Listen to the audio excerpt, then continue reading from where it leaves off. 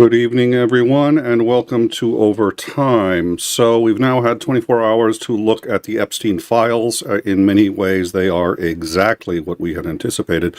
But there's a lot going on, and I think it's worth getting into that.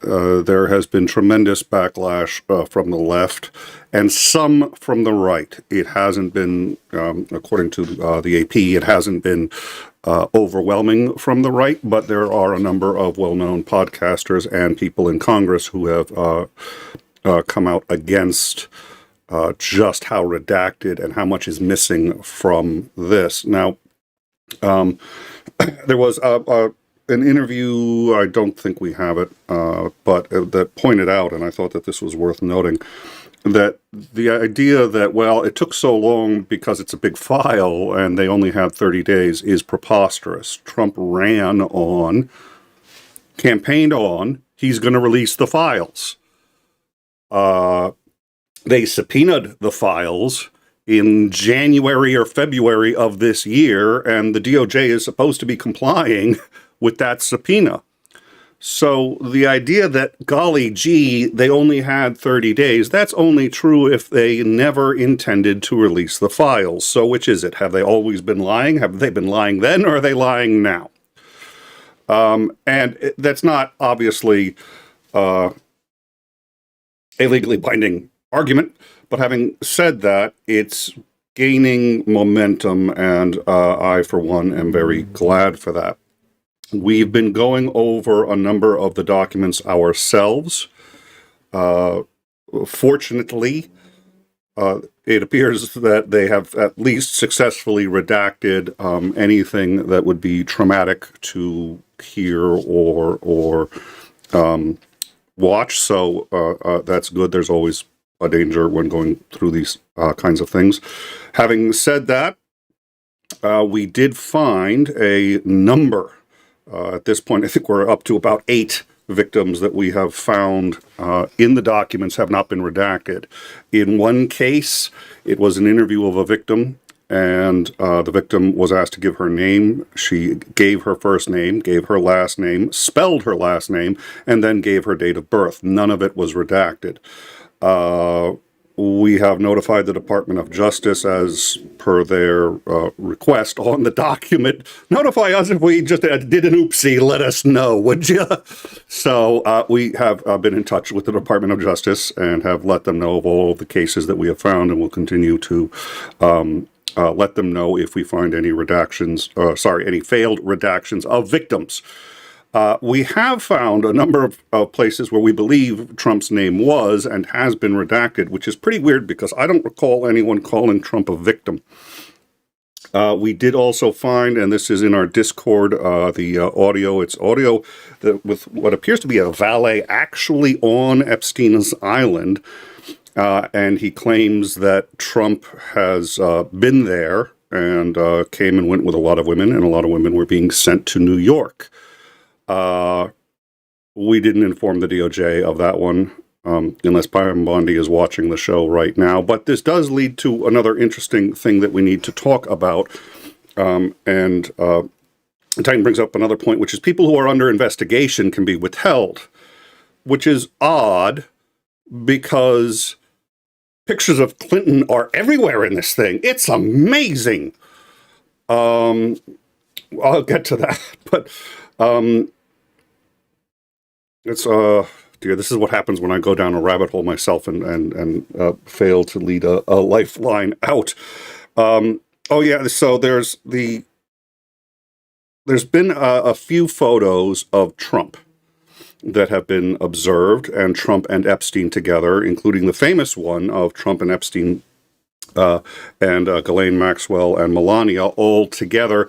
And what's interesting is that photo is it's actually in a desk that looks an awful lot like Trump's from his office when he lived in New York, which the tagline confirms. So he had in his desk a picture, Trump had a picture of, and it's his desk. You can see half the desk, you can see the things open, you can see the picture there.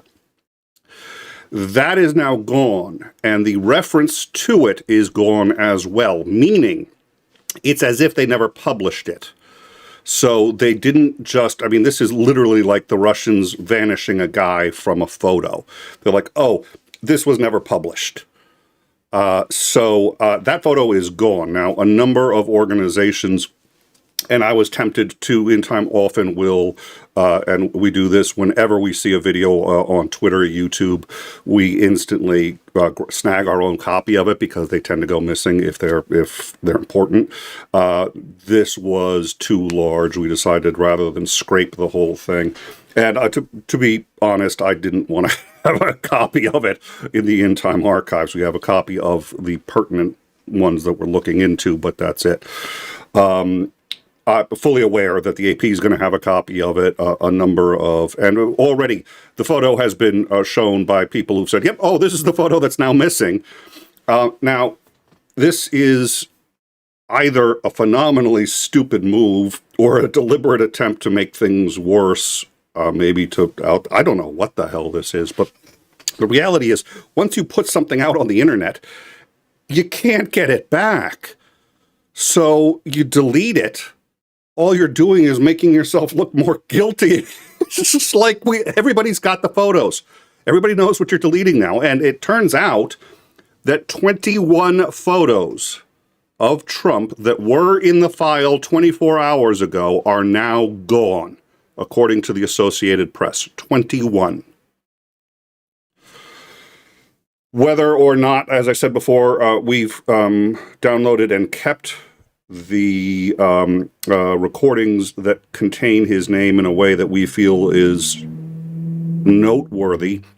Some of it is very difficult because the audio is just not clear. Most of it is interviews. Again, the interviews are, there's nothing there not suited for work, fortunately. And I don't see any reason why anyone here would need to go through that. So everything that we've got is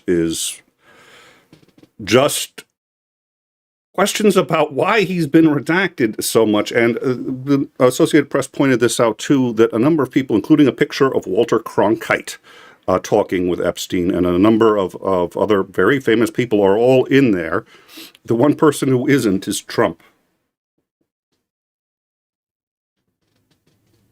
Yeah, no, he wasn't redacted at all. It's hilarious.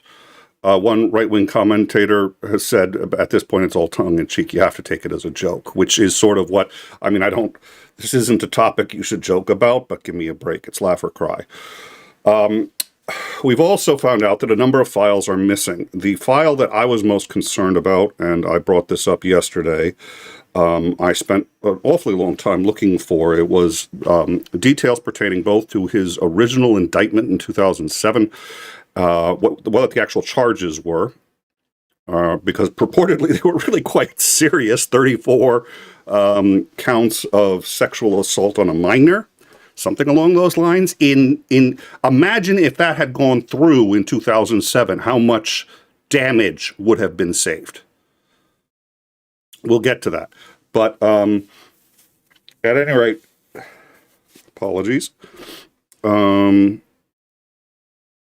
The other thing I wanted was the plea deal, which apparently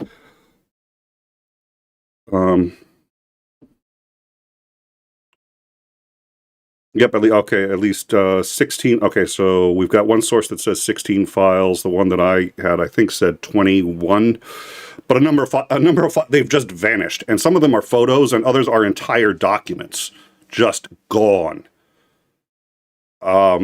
Which would appear to break the law on. I mean, they're required to. We'll get into it. So. I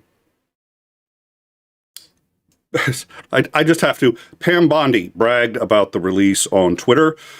Twitter has installed a new feature and I say new, it's been around for a little while, but if you're one of the ones who don't really use Twitter after the whole X catastrophe, which for the most part is myself. I wouldn't even know how to use this feature, but I've seen it around, which is the user comments feature, where users can add context to anything so that if something is a lie or misconstrued, the users can add context. And it's very iffy because it's become kind of a right-wing platform just a little bit. So so Pam Bondi came out to talk about just how transparent they've been. Let's see her thing on Twitter. President Trump is the leading, most transparent administration in American history. By unsealing these documents, we hope to give the American people answers about that fateful day in Butler, Pennsylvania. Let's see, okay. The newly released Epstein files required by law to be revealed in full have seen 119 pages fully blocked out among the heavy redactions. Contrary to the claim, the administration runs defense for pedophiles and rapists. Reader context for the win. This is on Twitter. Holy smoke. We do have, now this is, this right here is the court. This is the testimony for the New York grand jury. And the problem with this, aside from the fact that, I mean, the redactions are ludicrous. I mean, this has to be a joke because it's like they had to retract the header. They had to redact the page numbers. This is not, I mean, I was going to say that this is real, but this is not, you understand what, this is, they just didn't even bother. They're like, we don't want to release the New York grand jury testimony. The problem is, not only does the law require it, but they actually went to the judge and said, we need you to release these. He had previously said no because they couldn't. He's like, this is unless there's cause, I can't release grand jury testimony, and now said yes. So as of last week, they were required by the judge to release these. So not only did the judge say that these had to be released, but the law that was passed by Congress said they had to be released, and they've ignored them both. Unless you call this releasing them. This is the entire, this is what, go look it up. This is basically what we found. This is from Epstein's room. In it, you can see multiple pictures of him with a number of people, including the Pope. And if you look on the right, is the famous picture from Mar-a-Lago with Trump. It's the fourth from the right. Now, every one of these pictures was captured by the FBI in detail. So they got an outside screen of this and then an inside screen. Every one of these pictures is in the Epstein files except for one. Anyone like to guess which one? And again, it's where the cover-up is worse than the crime. I mean, really? You redact another violation. You cannot redact because somebody's going to be embarrassed by being associated with. Every one of these pictures is in the files except the one of Trump, Melania, and Epstein. So the good news is, well, it's a little disheartening. This is what we expected. The good news is that they are digging themselves into a hole deeper and deeper and deeper, and the removals post hoc is insane. That's insane because you can't, I mean, just like say I'm completely guilty without saying I'm completely guilty. You know, after the release, they're like, oh, here's an image of Trump, let's pull it. Okay. I will point out a lot of the media, social media that I've been through has said something that is preposterous, and I'm not sure if it's trolls. I mean, at some point, Marjorie Taylor Greene is on the right side of this. When Marjorie Taylor Greene is on the right side of it, it's like, how far gone do you have to be to not realize what we need to be doing and what the truth is? The reality is, Pam Bondi jokingly, I think it was Pam Bondi, said, oops, who's this a picture of? And republished one of the pictures of Clinton and Epstein. And there are more pictures that I hadn't seen before. There's pictures of him with a purported victim in a hot tub. Hadn't seen that before. I had laid a claim earlier that I don't think he pulled the trigger on anything with a minor. But I could be wrong, because Bill Clinton was a deviant, and if you read anything from the Ken Starr report, probably a bit of a predator. So, but the reality is I don't care if Clinton is in there. I don't care if Obama's in there. I campaigned for Obama. I got this really nice letter from Barack Obama for my work on the campaign. I was the district coordinator for the 2nd Congressional District in Connecticut, something everybody here knows I'm very proud of. I don't care who's in this thing. If they're in it, we need to know. So if it's Obama, who I campaigned for, then I want to know. People are sitting there going, oh, aren't you offended that Clinton's in here? I'm offended that we didn't know sooner. You know why we didn't know sooner?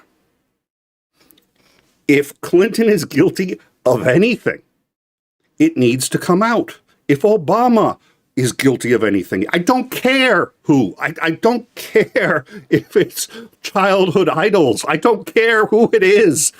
And the fact that there are people on Twitter trying to troll liberals and say, oh, it looks like the shoe's on the other foot now. No, it isn't. Guilty is guilty.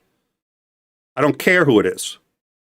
I don't care. And the fact that MAGA thinks it matters tells me more about them than it says about us. It doesn't matter. Why is this even a question? Do whatever. Clinton should be should be as accountable as anybody else in the matter. But he hasn't been. Why? Because MAGA likes to protect pedophiles. That's why. Think I'm joking? Somebody proved me wrong. With the exception of people like Charlie Kirk, who actually wanted to see these come out. Sorry, wow. Maybe the trolling works. Anyway, this is 𝐍𝐤𝐜𝐚𝐬, who co-sponsored with Thomas Massie the legislation that required. Now, here's the other thing that he points out and that a lot of people need to understand.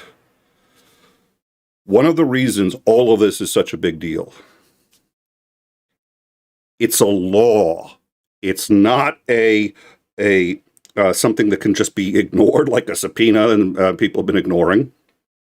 It's also been signed by the President of the United States. So until he says otherwise, he has ordered Pam Bondi to release these documents by signing a law that says release. He signed it. It passed unanimously in the Senate. It passed unanimously in the House, but for one vote. One vote against in the House. So going into the midterms, to think that this isn't going to define the midterms, to think that anybody who is helping hide these files and deleting them after releasing them, like, oh, sorry, you weren't supposed to see that one. Whoa, okay, oh, nope, sorry, sorry. Ronald Ump was there. It's you've never heard of him, used car salesman guy, but we don't want, yeah. So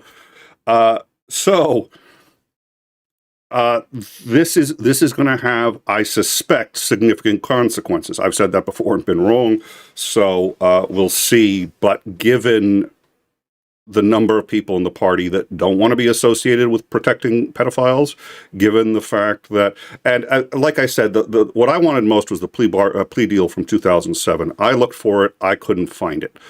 And I looked hard, because in my view, that's one of the most important documents here. Turns out, 𝐍𝐤𝐜𝐚𝐬 thinks that's one of the most important documents too, for roughly the same reasons I do. So, he has confirmed that and a number of other documents that are the single most crucial documents in this entire thing aren't there at all. The reason that plea deal is important is because that was in 2007, and we have learned a couple of things. There was the testimony of someone from 1997, a girl and her sister. I don't know. The woman now has given a couple of interviews and said that she feels justified because she was able to find in these documents her original testimony to the FBI, saying that Epstein was a predator and what he had done to her and her sister. 1997, the FBI had this. Nothing was done until there was 34 named victims and over 104 Jane Doe victims in 2007. This was a case that the FBI described as a slam dunk, in prison for life. We have since learned that not only did he get a plea deal that let him be in minimum security, but during that time in minimum security, he was visited 42 times by the French fashion model who was getting girls for him. Not the fashion model, sorry. He was a fashion scout who hanged himself in a cell shortly after Jeffrey Epstein died, and he was on trial for his part in this, even though, according to Pam Bondi, there's no other co-conspirators. Nobody else was working. This is all a big nothing burger. The guy, we now know, visited Epstein in jail 42 times so Epstein could continue to traffic in young children from prison. This is not a joke. This is not hyperbole. So I want to know who drafted the deal and how they got the ADA on board with the deal. That should all be part of the docket. It even says, the judge says, I will monitor the stipulations of this agreement. That's great. But if he says this agreement, that agreement needs to be in the docket. It's not there. It's one of the single most important documents here because if he had been stopped then, which he should have, the system should have stopped him then, something let him get out. How? Why? Anyways. All right, hold on one second. What we're going to do, I'm going to play this. This is from Ro Khanna, and let's let this go. The Justice Department's document dump this afternoon does not comply with Thomas Massie and my Epstein Transparency Act. They released one document from a New York grand jury of 119 pages, totally blacked out. This despite a federal judge ordering them to release that document. And our law requires them to explain redactions. There's not a single explanation for why that entire document was redacted. We have not seen the draft indictment that implicates other rich and powerful men who were on Epstein's rape island, who either watched the abuse of young girls or participated in the abuse of young girls and the sex trafficking. The reality is Pam Bondi has obfuscated for months. She first said there were no more documents to be seen. Now she's admitting and releasing hundreds of thousands of documents, but it is an incomplete release with too many redactions. Thomas Massie and I are exploring all options. It can be the impeachment of people at justice, inherent contempt, or referring for prosecution those who are obstructing justice. We will work with the survivors to demand the full release of these files, to demand justice for the Epstein class and accountability. All right, so I was reading in the live chat during that, and someone said I've passed all past lost hope. And Trump has full control. Well, the good news is Trump has barely any control from what I can tell, in as much as his faculties are definitely starting to go. There is considerable interest from a lot of very powerful people to prevent these redactions. This, I hate to say it, couldn't have gotten as far as it did without the support of MAGA. MAGA glommed onto this and took this seriously. I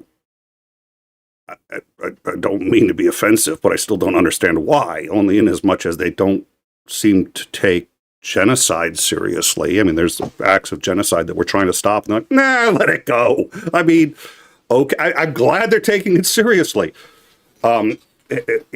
Great. But we're glad to be on board with them. But it's just, okay. We're trying to feed starving people in Africa. Child starves to death in Africa every 7 seconds, if I recall correctly. And they want to pull aid to Africa. Okay, but I guess it's the America First thing. I don't know. Glad we're on the same team on something. Between all of that, between the midterms where nobody wants to be seen as defending a pedophile, and keep in mind, this was so powerful in Congress that it passed with every single congressman but one voting for it. All but one voting for it. Now you may be saying to yourself, and there is a little truth to this, which is, well, yeah, but now that things are passed, they're just going to go back to their original stonewalling. They kind of can't, because Trump's making it even harder by pulling files. The pulling of the files is it. That's it. As soon as he's pulling files, and we know what's getting pulled, and we know it's breaking the law, you can just go to every one of those congressmen and say, well, wait a minute, you said this was a law. Did you mean it or not? Because they're breaking it, and we can prove it. We can prove it now. It's proven. The second they pulled one file, they just proved that they're deliberately redacting things that have nothing to do. We all already knew it, but they can. It's proven in a court of law level if you need to. So, I think it's crumbling. I think it's coming down. It's not coming down nearly as fast as I'd like, but it is happening. Trump may be non compos mentis by the time we really start to understand how many people were actually involved. And I suspect it's a serious number of people. Bill Clinton is a distinct possibility. I hope not. I'm not. Now I think it's at least a 50-50. And a lot of others. There were a number of people at these parties. Now, I'm not going to mention the ones that we know because in one case somebody said, well, mention them because they were complicit by not reporting to the FBI. How do you know they didn't report to the FBI? For all we know, and this is the problem, it's clear there were reports to the FBI. We know that now. We've already known that. The question is, how was it quashed? So it's delicate work because you can't unring a bell, but it's clear that he had a network, that he had blackmail, that it's just, so at this point, a large number of congressmen on the Republican side have already said they're not going to run again. It's probably going to get larger. I mean, this is early to be saying you're going to bail out.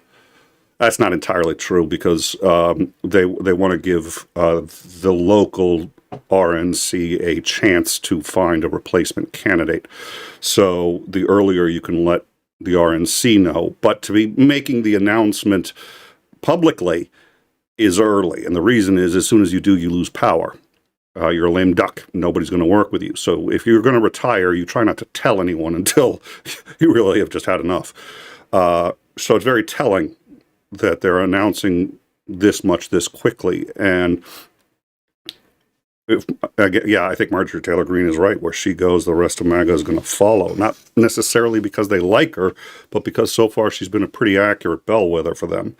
So we will see. At any rate, that's sort of where we stand. The fact that they've pulled between 16 and 20 some odd files that were already there is very telling. It's also very stupid since Associated Press, New York Times, and any number of other organizations already have a full copy. In fact, the Associated Press has admitted to first thing they did was download the whole thing. So as Ron Lipandowski and a whole bunch of other people online just said, and this is what you do. You don't bother looking at it. You want to look at it. Don't look at it because that takes time. The first thing you do is download everything. Then look at it at your leisurely pace on your local side so that you know it's not getting tampered with anymore. At any rate, we are going over some of it ourselves. Like I said, we found a couple of interesting things on one or two of the audios. We're discussing it on the Discord. And during this discussion, I've been, I know people have been going through it. So I appreciate very much the hard work of everybody that's going through this. And I don't know, that's where we stand. So we will, I don't think we need a breaking every day unless something else goes on. We did seize Venezuela. We seized another oil tanker. Venezuela has now cut, I believe it's 80% of their oil going to and from. Only half of their oil tankers are sanctioned. So presumably they can allow non-sanctioned tankers through. But as I said, I suspect the U.S. is going to take any tanker from anybody, basically, that's got oil and just find a way to justify it later or say sorry. What is it? It's easier to apologize than to ask permission. So it looks like most other countries and Venezuela itself feels the same way and isn't risking trying to get oil to and from Venezuela, whether it's legal or not. So that we're aware of, the Venezuelan exports have dropped by over 80%. It will be 100% in no time, I suspect.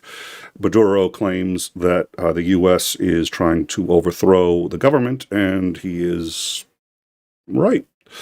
So we're going to follow that, and we'll let you know if there's any other major breaks in the Epstein file case, but we did want to let you know they are deleting stuff online.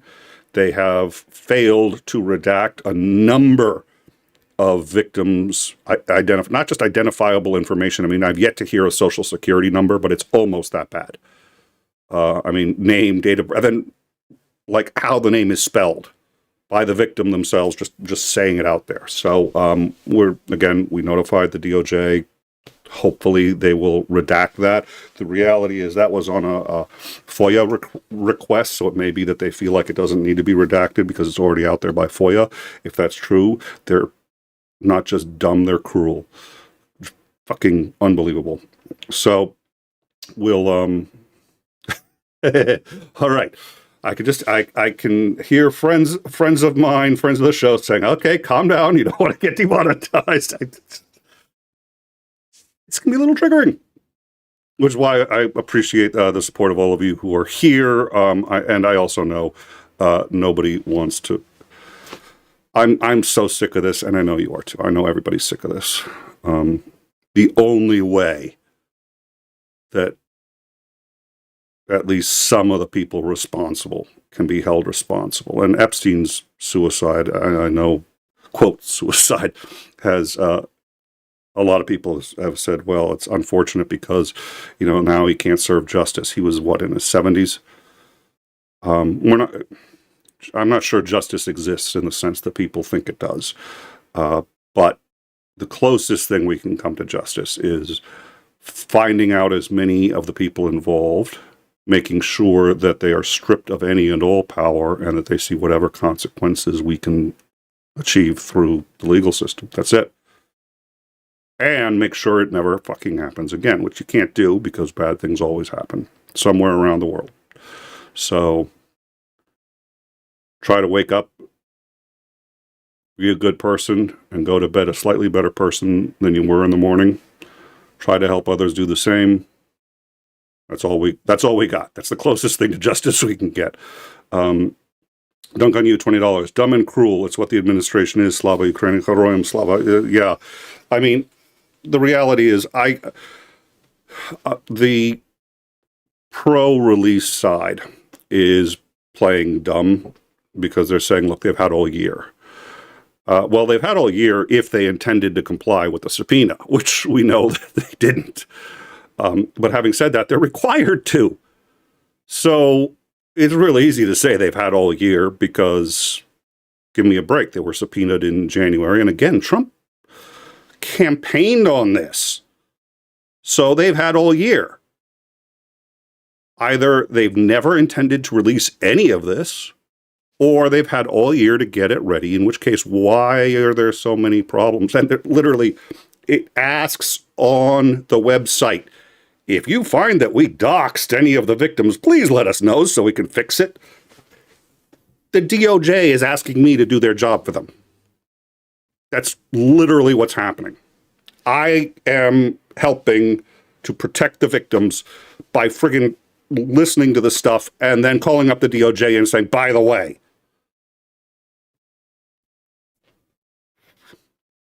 okay, I'm calm. I'm fine. I'm fine. I did not have that extra cappuccino this morning. I'm cool. I'm good. I really am. Duncan, you also gifted 5 memberships. Thank you very much for that 5. And Nin Jester, $5. Great work, Nick. No damnation for this. Well, thank you very much, and thank you to In Time, as you guys, as everybody knows, it's more of a community program than many others, and there's been a lot of community involvement in this one too. And really, thank God for that, because it's like I certainly can't do all the work myself, and B, it's always nice to know that there are people who think it's important like you do, as much as we detest even. That's why the GOAT is there.